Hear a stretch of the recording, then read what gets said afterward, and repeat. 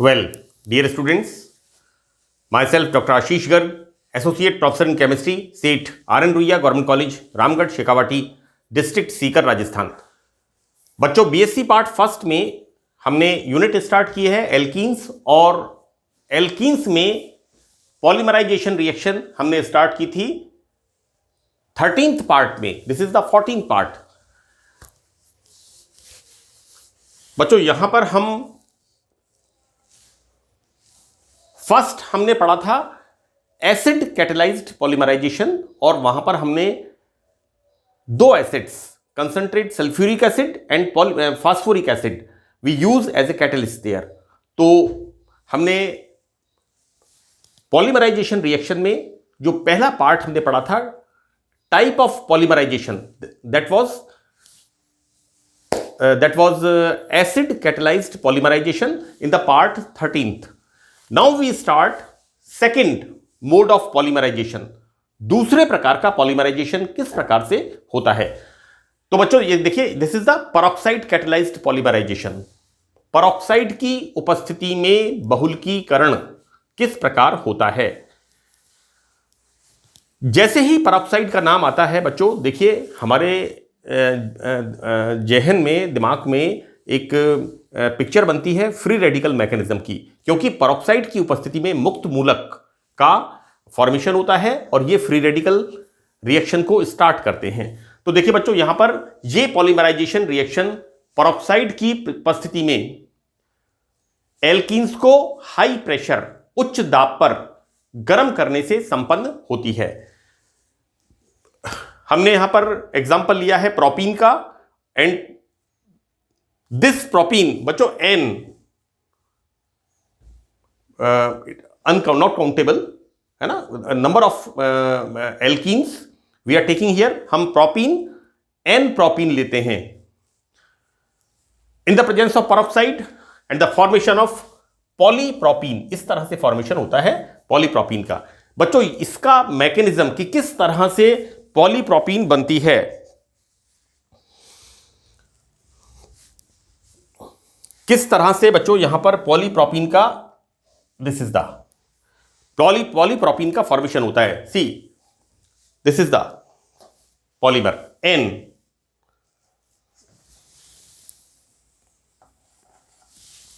तो देखिए क्या होता है बच्चों यहां पर कि इस रिएक्शन में फ्री रेडिकल मैकेनिज्म इन्वॉल्व है। यहां पर मुक्त मूलक क्रियाविधि से यह रिएक्शन संपन्न होती है। तो बच्चों देखिए, फ्री रेडिकल रिएक्शन के अंदर हम पढ़ते हैं 3 स्टेप। पहला स्टेप होता है चेन इनिशिएशन, श्रृंखला प्रारंभ पद। This is the first step. Second step में मुक्त मूलक बनने के बाद रिएक्शन स्टार्ट होती है, और स्टार्ट होता है श्रृंखला संचरण पद, चेन प्रोपोगेशन स्टेप।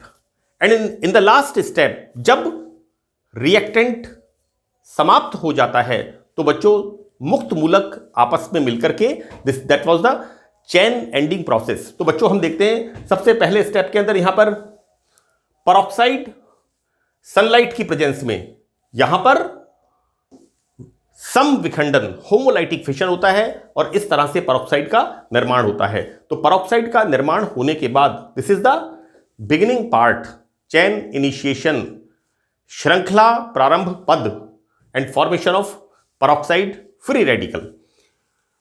ये पेरोक्साइड फ्री रेडिकल बच्चों देखिए ये क्या करता है इस डबल बॉन्ड के ऊपर। अब डबल बॉन्ड में यहां पर बच्चों देखिए ये इसके साथ बॉन्ड बनाता है, और यहां पर ये वाला फ्री रेडिकल बच्चों ये क्या है, यहां पर कार्बन कार्बन डबल बॉन्ड का, this is the pi bond.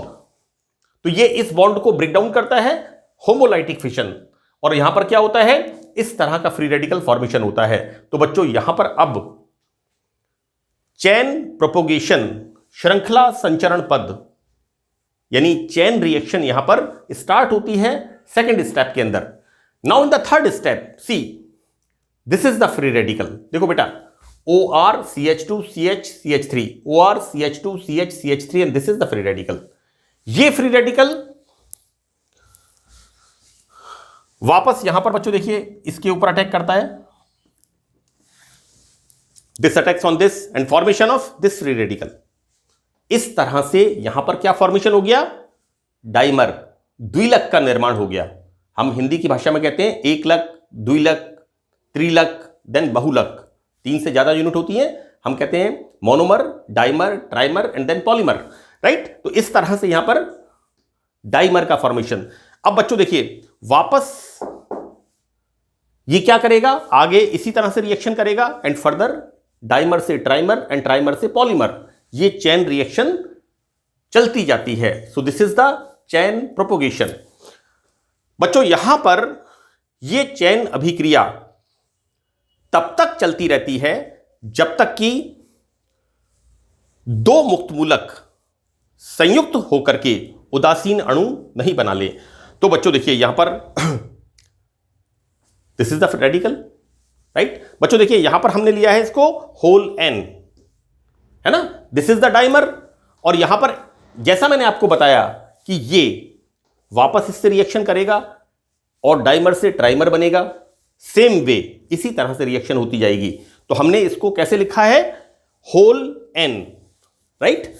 And in the last step में क्या होगा, ये फ्री रेडिकल इस फ्री रेडिकल के साथ इस तरह से जुड़ करके दिस इज द उदासीन अणु, न्यूट्रल मॉलिक्यूल बना लेता है। तो बच्चों हमने देखा कि किस तरह से बहुलकीकरण अभिक्रिया परऑक्साइड की उपस्थिति में संपन्न होती है। पहला प्रकार कौन सा था, एसिड कैटेलाइज्ड पॉलीमराइजेशन, जो मैंने पार्ट 13 पे बताया था। ये हमने आज पढ़ा है अभी इसको परऑक्साइड की प्रेजेंस में, और परऑक्साइड का नाम आते ही पॉलीमराइजेशन रिएक्शन हमारे दिमाग में इमीडिएटली क्या चीज क्लिक करती है, वो चीज क्लिक करती है फ्री रेडिकल मैकेनिज्म। तो बच्चों इस तरह से मुक्त मूलक क्रिया विधि से बहुलकीकरण संपन्न होता है।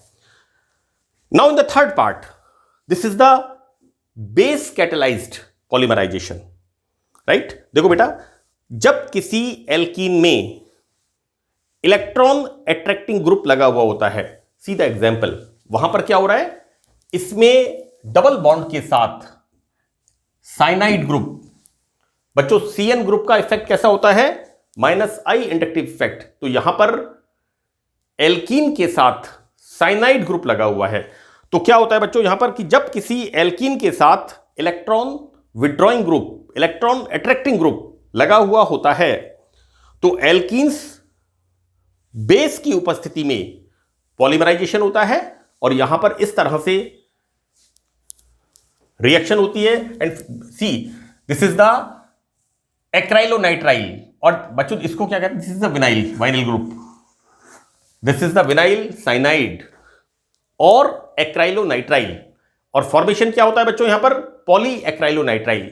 ये it's not a new thing, 12वीं क्लास के अंदर आपने इस पॉलीमर के बारे में पढ़ा है कि किस तरह से एक्राइलोनाइट्राइल से पॉली एक्राइलोनाइट्राइल का फॉर्मेशन होता है। It's a different mode of polymer. मैंने एसिड कैटेलाइज्ड में पॉलीथीन के बारे में बताया था, और पॉलीथीन बड़ी कॉमन चीज है, हमारी डे टू डे लाइफ में बड़ा कॉमन पॉलीमर है। देन हमने पॉलीप्रोपीन के बारे में पढ़ा था, अब हम पॉली एक्राइलोनाइट्राइल के बारे में पढ़ रहे हैं। वेरियस टाइप ऑफ पॉलीमर्स, ये सारे पॉलीमर्स हमारे दैनिक जीवन के लिए बहुत अधिक जरूरी हैं। नाउ फोर्थ वन, बच्चों ये बड़ा इंपॉर्टेंट कैटलिस्ट है, this is the Ziggler NATA catalyst. और जिगलर पॉलीमर का नाम आते ही इमीडिएटली स्ट्राइक करता है जिगलर नाटा कैटलिस्ट, एक तरह से बड़ा बहुत ही महत्वपूर्ण पॉलीमर साइंस में, ये पॉलीमर केमिस्ट्री में जिगलर नाटा कैटलिस्ट एक बहुत ही महत्वपूर्ण स्थान है। यानी पॉलीमर केमिस्ट्री का नाम आते ही हमारे दिमाग में जिगलर नाटा कैटलिस्ट का नाम आता है, और जिगलर नाटा कैटलिस्ट होता है try ethyl aluminium plus titanium tetrachloride. ये बड़ा इंपॉर्टेंट क्वेश्चन है बच्चों जीके के हिसाब से कि जिगलर नाटा कैटलिस्ट कौन सा है, लिडनार कैटलिस्ट कौन सा है, फेंटन कैटलिस्ट कौन सा है। टिल्डन रिएजेंट मैंने बताया था NOCl, नाइट्रोसाइल क्लोराइड, राइट। हम देखते हैं बच्चों प्रोपीन का, प्रोपीन व अन्य एल्कीन, राइट, कोई भी एल्कीन हो सकती है तो एल्कीन में प्रोपीन भी आता है। जिगलर नाटा उत्प्रेरक, जिगलर नाटा उत्प्रेरक क्या है? ट्राई एल्काइल एल्युमिनियम या try ethyl, C this is the try ethyl aluminium plus titanium tetrachloride की उपस्थिति में बहुलकीकरण होकर के पॉलीप्रोपीन बनाते हैं। बच्चों यहां पर this is the propene and this is the try alkyl aluminium react with titanium tetrachloride and this is the Ziggler NATA catalyst. बच्चों यहां फॉर्मेशन होता है, इस तरह से पॉलीप्रोपीन का फॉर्मेशन होता है। बच्चों रिएक्शन जो है same way like this, see same unit is formed, है ना। तो मैंने इसलिए वहां पर ये एक सिंगल यूनिट को लिखा है और उसके बाद यहां पर N लिखा है, that is polypropene. Now we start another topic and it is very very important. ये बहुत इंपॉर्टेंट बच्चों है, क्योंकि यहां पर this topic is very important, है ना। देखिए बच्चों क्या हो रहा है यहां पर, एलाइलिक एंड विनाइलिक सब्स्टिट्यूशन। देखो बेटा, ये जो यहां पर है CH2 डबल बॉन्ड CH, इसको हम ऐसे लिख देते हैं। बच्चों ये क्या हो गया? Vinyl group. अब यहां पर एक तो है यहां पर विनाइल हाइड्रोजन और एक यहां पर है this is the allyl hydrogen, है ना। तो हम क्या कर पढ़ रहे हैं यहां पर, एलाइलिक एंड विनाइलिक सब्स्टिट्यूशन। तो देखो बेटा, हैलोजन को मैं एक मिनट आपको बताता हूं कि देखिए बेटा, ये जो हमने लिखा है CH2 double bond CH single bond CH2 whatever it is, CH2 CH3 कर देते हैं इसको, है ना। देखिए CH2 double bond CH single bond CH3, clear. देखो ये हाइड्रोजन दो कौन सी हैं? विनाइल। मैंने आपको कहा vinyl, these are the CH2 double bond CH, ये हाइड्रोजन होती हैं विनाइल हाइड्रोजन और this hydrogen is the allylic hydrogen. तो इन हाइड्रोजन का प्रतिस्थापन सब्स्टिट्यूशन किस प्रकार होता है? बच्चों हैलोजन को हाई टेम्परेचर पर एल्कीन्स के साथ रिएक्शन कराते हैं तो फ्री रेडिकल सब्स्टिट्यूशन रिएक्शन संपन्न होती है, राइट, ऑब्वियसली। तो हम देखते क्या है बच्चों, this is the ethene, when ethene react with Cl2, right, गर्म करते हैं तो क्या होता है, वन हाइड्रोजन। मैंने आपको एक बात बता दूं बच्चों, हमने इसको लिखा है हाई टेम्परेचर, है ना, यहां पर एडिशन रिएक्शन नहीं हो रही है। हेलोजिनेशन रिएक्शन मैंने आपको बताया था, यहां पर हेलोजिनेशन रिएक्शन नहीं हो रही, यहां पर सब्स्टिट्यूशन रिएक्शन, प्रतिस्थापन रिएक्शन, हाइड्रोजन एल्कीन में से बाहर निकलता है, राइट। सो दैट यहां पर हमने क्या पढ़ते हैं, CH2 double bond CH single bond Cl, तो this is the vinyl chloride plus HCl। Second example हमने लिया है बच्चों, this is the propene, CH2 double bond CH single bond CH3।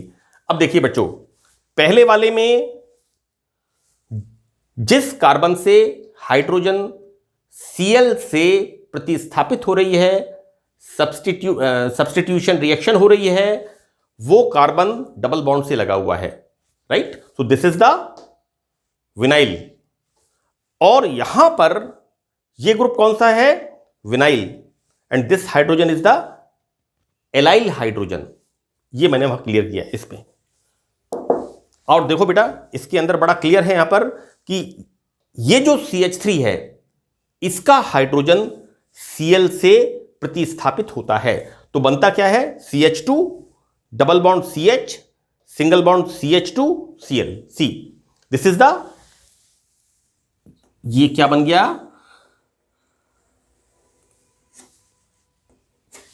Allyl, this is the allyl group, allylic group. तो बच्चों यहां पर क्या बन गया, allyl chloride. Temperature is very high, 500 to 600 degree temperature यहां पर, and formation of allyl chloride. बच्चों यहां मैंने ये पोजीशन क्लियर की है कि किस तरह से हम विनाइल हाइड्रोजन को देखते हैं और किस तरह से यहां पर हम एलाइल हाइड्रोजन को देखते हैं। तो देखिए बच्चों, यहां पर कि यहां विनाइल हाइड्रोजन एटम की तुलना में, इन दोनों की तुलना में, इन दोनों के और इस हाइड्रोजन की, these are the vinyl hydrogen. बच्चों विनाइल ग्रुप कौन सा है हमारा? विनाइल ग्रुप है CH2 double bond CH, this is the vinyl group, है ना। तो वाइनिल हाइड्रोजन की तुलना में एलाइल हाइड्रोजन का सब्स्टिट्यूशन आसानी से होता है इन हाइड्रोजन का, जैसे हम यहां पर बता रहे हैं, right.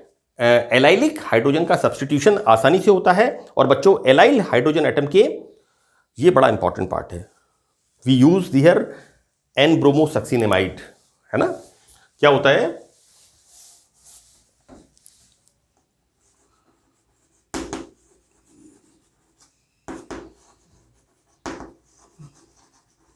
This is the succinic acid, right. और सक्सिनिक एसिड की हम क्या करते हैं? गर्म करते हैं, then formation of removal of water molecule like this, succinic anhydride. और सक्सिनिक एनहाइड्राइड से क्या निकलता है यहां पर? अमोनिया की रिएक्शन। बच्चों इसके साथ अमोनिया की रिएक्शन तो बनता है NH, succinimide. It's not, it's imide, succinimide, right. और यहां पर इस H को Br से रिप्लेस करते हैं तो बनता है बच्चों N-ब्रोमो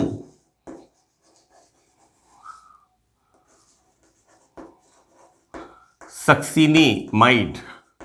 एंड दिस N-ब्रोमो, बच्चों नाइट्रोजन के ऊपर bromo, N bromo succinimide. It's not amide, amide is CONH2, it's imide, this is N bromo succinimide. तो बच्चों यहां पर एलाइलिक हाइड्रोजन के प्रतिस्थापन के लिए, सब्स्टिट्यूशन के लिए, ब्रोमिनेशन के लिए वी यूज NBS हियर। मैंने आपको बताया किस तरह से सक्सिनिक एसिड से सक्सिनिक एनहाइड्राइड, इसका फॉर्मेशन होता है, सक्सिनिक एनहाइड्राइड से सक्सिनिमाइड बनता है, एंड सक्सिनिमाइड से NH से H रिप्लेस होता है Br से, the formation of N bromo succinimide. और बच्चों यहां पर this NBS, N bromo succinimide is a very good substitution reagent for the bromination in allylic hydrogen, है ना। तो यहां पर क्या हो रहा है? this hydrogen is replaced by this Br। यहां पर देखिए बच्चों, this is the N-bromosaccinamide, formation of this, and this is the succinimide. Nitrogen पर कोई Br नहीं है, राइट। तो बच्चों ये मैंने आपको बताया कि किस तरह से एल्कीन्स के अंदर allylic and vinylic substitution reaction, बच्चों ये रिएक्शन बहुत important, it's very very important. We are using here NBS, N bromosuccinimide की रिएक्शन होती है। इस तरह से यहां पर हम देखते हैं कि allylic and vinylic substitution reaction होती है। अगर आपसे बच्चों क्वेश्चन पूछा जाता है पॉलीमराइजेशन के बारे में, जो कि अक्सर पूछते हैं, तो बच्चों पॉलीमराइजेशन में आपको सबसे पहले मैंने पार्ट 13 में बताया है, सबसे पहले आपको पॉलीमराइजेशन के बारे में बताना है। उसके बाद type of polymerisation reaction, number 1 acid catalysed polymerisation, second peroxide catalyzed polymerization, third base catalyzed polymerization, and the last one is the Ziegler-Natta catalyst polymerization। इनके बारे में आपको बताना है। मैंने इसको बहुत कंपाइल करके लिखने की कोशिश की है, शॉर्ट में लिखने की कोशिश की है, जिससे आप परीक्षा में, एग्जाम में अपनी कॉपी में बहुत अच्छी तरह से अपना आंसर प्रेजेंट कर सकें। So that's all in this lecture. Thank you very much.